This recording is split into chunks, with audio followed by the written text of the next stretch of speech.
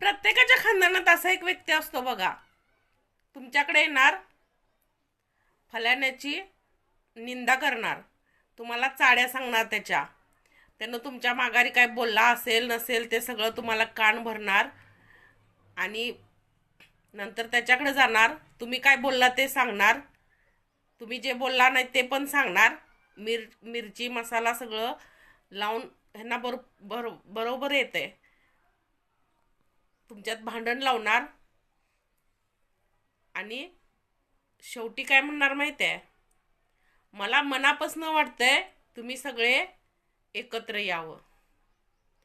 जर भावाभावांची भांडणं असतील तर ह्या भावाला वेगळं सांगणार, त्या भावाला वेगळं सांगणार आणि शेवटी एक वाक्य बोलणारच की मला मनापासून वाटतंय की तुम्ही एकत्र यावं. कशाला झक मारा एकत्र येतात काय तुम्ही असं वाग लावल्यावर.